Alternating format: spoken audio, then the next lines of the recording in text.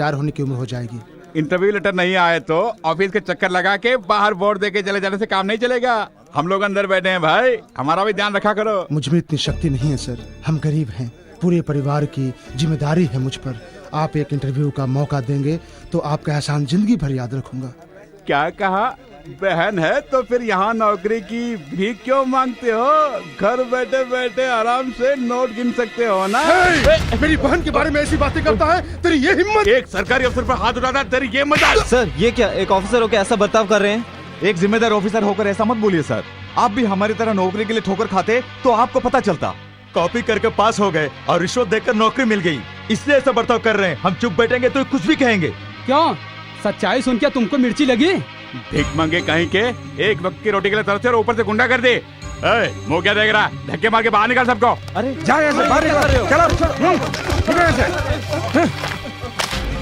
फिर कभी तुम लोग अगर यहाँ नजर आए, तुम सबकी जान ले लूंगा।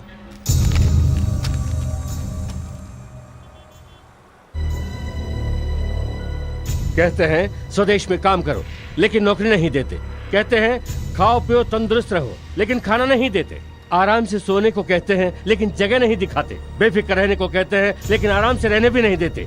ये सब देखकर हमें चुप नहीं रहना चाहिए, बगावत करनी चाहिए। चुपचाप ये सब सहते रहेंगे तो कुछ नहीं होने वाला, सबक सिखाना ही पड़ेगा। रिमांड होम के ऑफिसर्स को रुपयों का लालच देकर बच्चों को उग्रवादी बना रहे।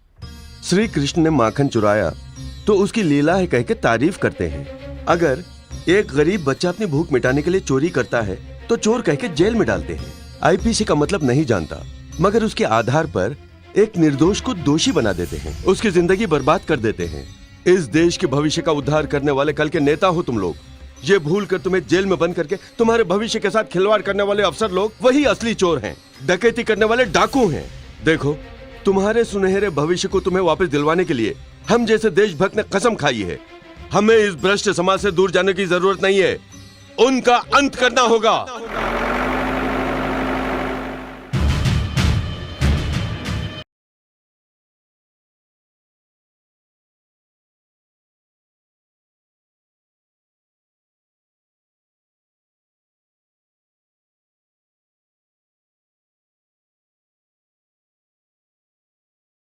You may have heard the name, and you may know a little about it, but do you know how to spot a Ponzi scheme? A Ponzi is a fraudulent investment scheme that promises guaranteed returns to its investors from their own money rather than profits earned from a legitimate business venture. Ponzi schemes are perfect for con artists because they can easily be set up. All they need is to look official, a little advertising, and lots of people who are willing to part with their money. Here's the pitch. Invest right now for big returns in only 6 months. It's guaranteed and risk-free. Don't worry, we'll take care of all the paperwork. And this is perfectly legal. But don't tell anyone you're investing. This is a secret. Round 1. The con artist pockets the investor's money. Round 2. The circle of investors grows.